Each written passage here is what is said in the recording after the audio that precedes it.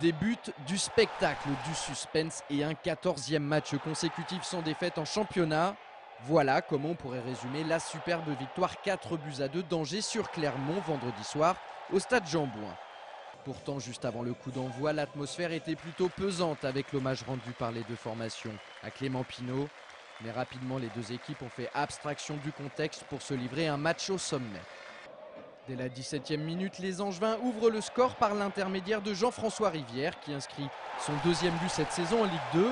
1-0, c'est le score à la pause. Malgré l'expulsion de Ted Lavie en fin de première période, les scoïstes parviennent à doubler la mise en milieu de seconde mi-temps.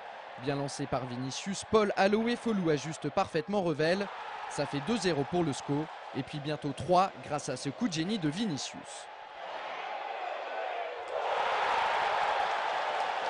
L'inspiration, le toucher de balle et la précision du Brésilien sont justes, exceptionnels.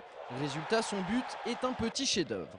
Malgré cette nette avance, les Angevins vont se faire peur en fin de match puisque les visiteurs inscrivent 2 buts coup sur coup à seulement 2 minutes d'intervalle. Mais c'était sans compter sur la réaction d'orgueil des scoïstes qui vont réussir à aller marquer une 4e fois et ainsi annihiler tout espoir côté clermontois. Grâce à ce succès, Angers conserve sa 2e place au classement à 3 longueurs de lance. Cette 2e place, le SCO l'occupe désormais seul après le match nul 1 but partout entre Metz et Boulogne. Il n'y a pas de mots pour expliquer ce qui s'est passé ce soir. Il y a eu tellement de bonnes choses, des super buts, des belles passes de Paul et beaucoup de courage de la part de tout le monde et ça c'est vraiment magnifique, quoi.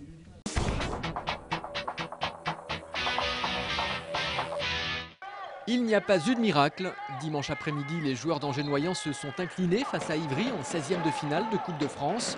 Une défaite 22-27 qui, somme toute, est très honorable. Ivry, c'est le 4e de D1, ancien champion de France et aujourd'hui engagé en Coupe d'Europe. Face à cette grosse équipe, Angers-Noyant a donc bien résisté.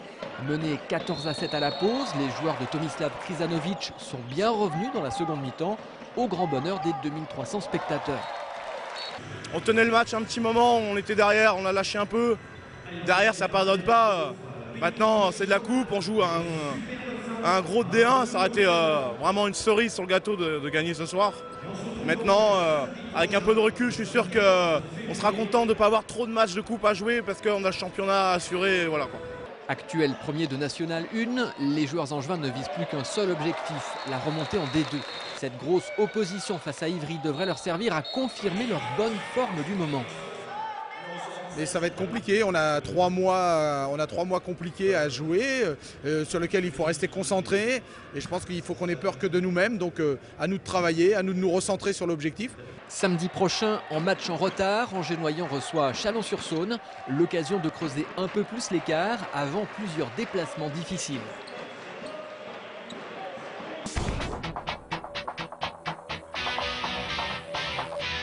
En basket, c'est un peu le drame. Samedi soir, les joueurs de l'ABC se sont inclinés face à Longwy 91-95. Sans doute la défaite de trop. Désormais 5e avec 2 victoires de retard sur Challans et Fosse, les Angevins ont peut-être laissé échapper leur dernière chance de croire à une remontée en Pro B.